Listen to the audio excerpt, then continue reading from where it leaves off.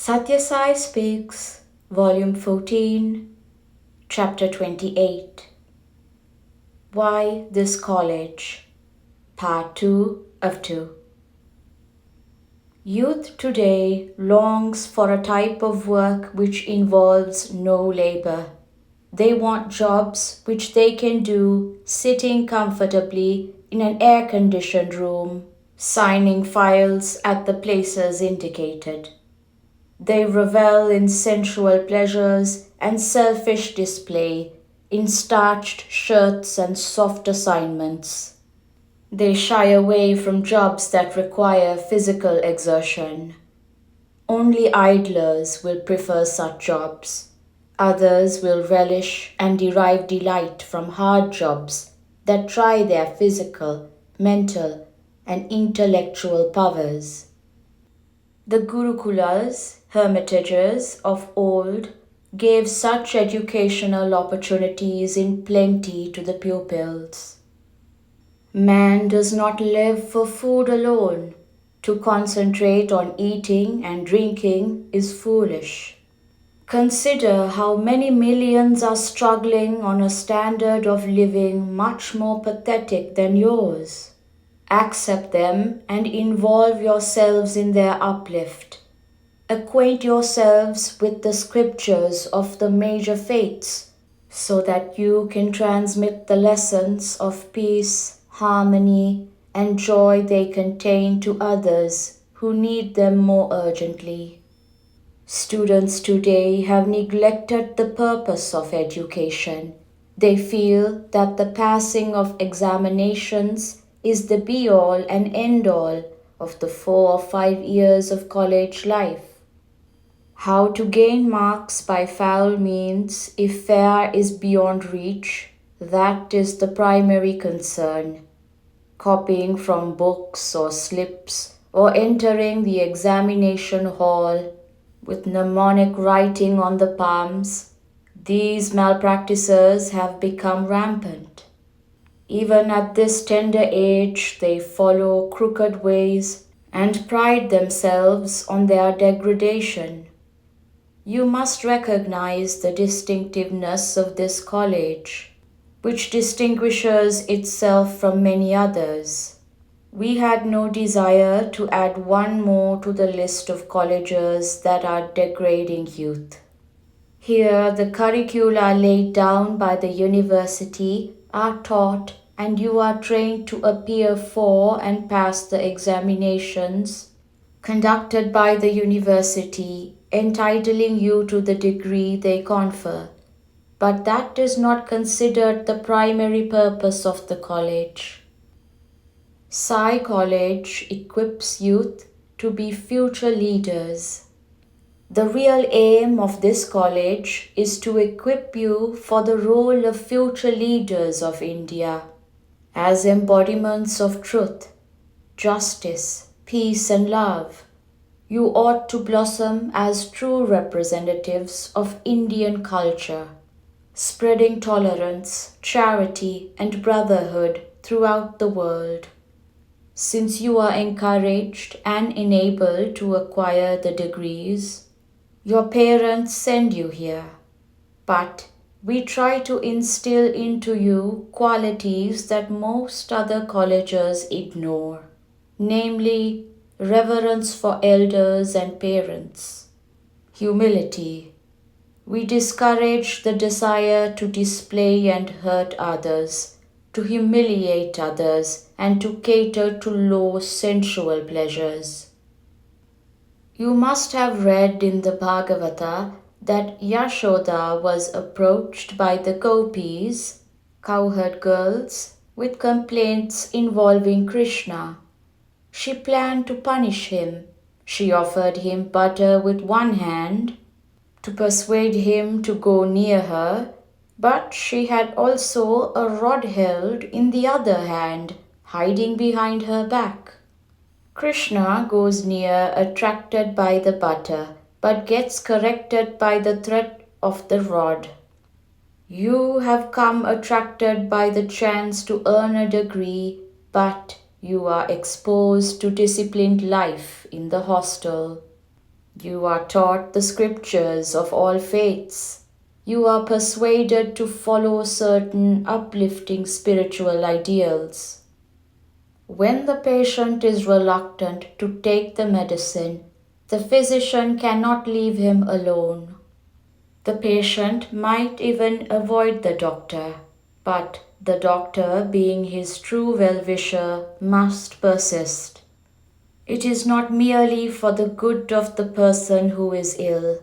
If he is cured, his parents and kith and kin will benefit. Society will benefit. The nation will secure a disciplined, dutiful, devoted, dedicated subject. Although other colleges deem their existence fulfilled when the curricula is taught, this college considers the development of self-reliance, self-confidence, self-sacrifice, and self-knowledge as the basic curriculum. Medium language of Sai College is discipline.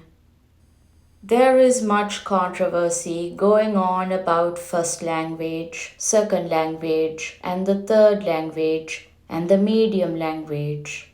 In this college, the medium is discipline.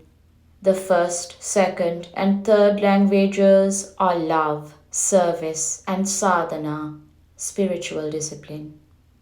There is also much talk about progress, helping progress, measuring progress, achieving progress, etc.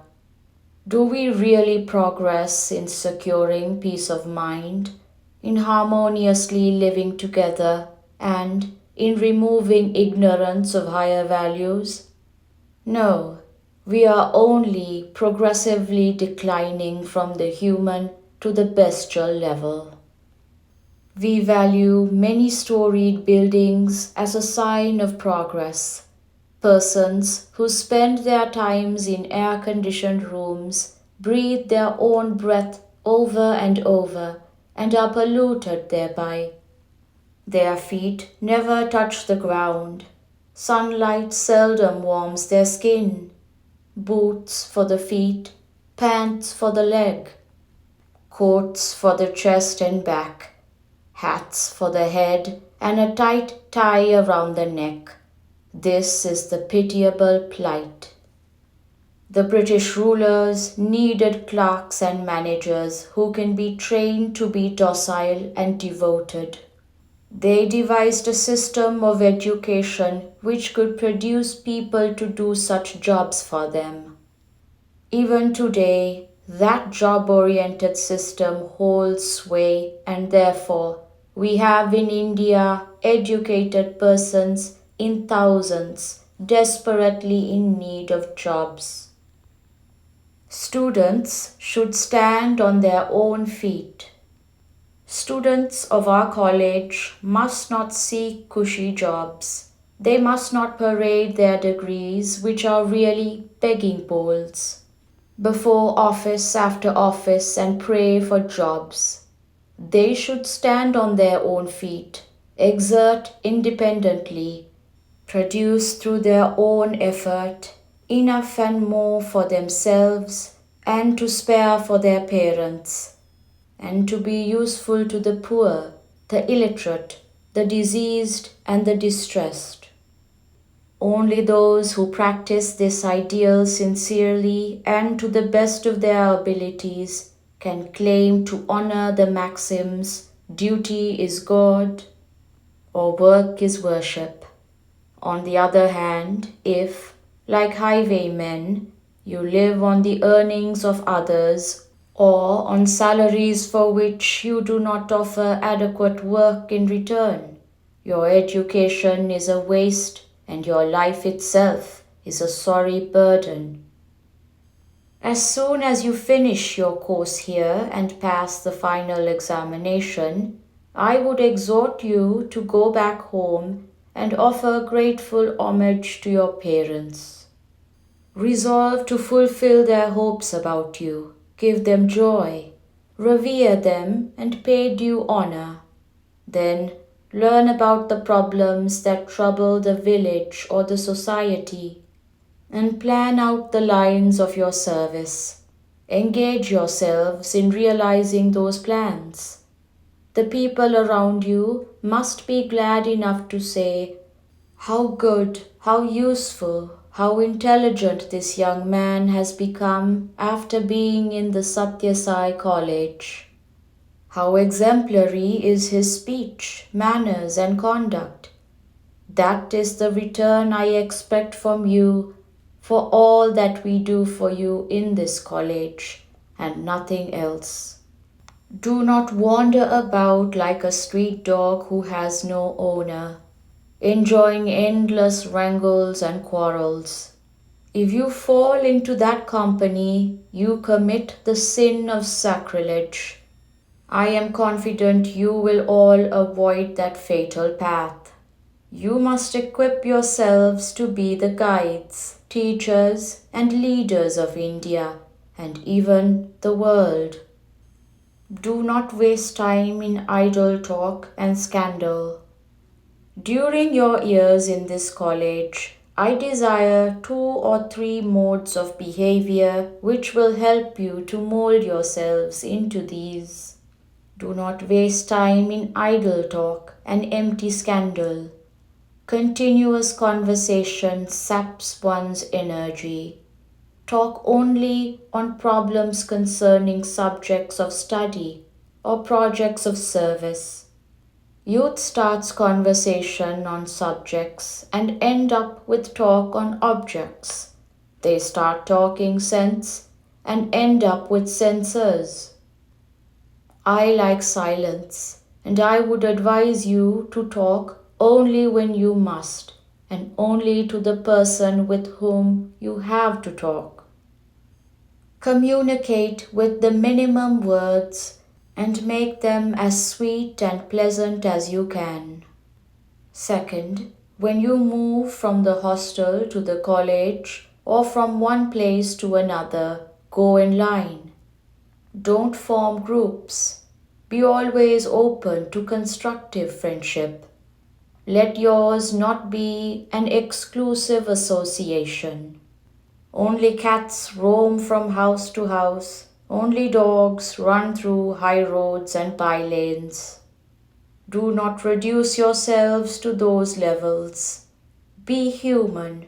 Try to raise yourselves up to divinity. That is my message to you. I bless you that you succeed in this noble endeavor. End of part 2 of 2. Sathya Sai College, Brindavan, July 19th, 1979.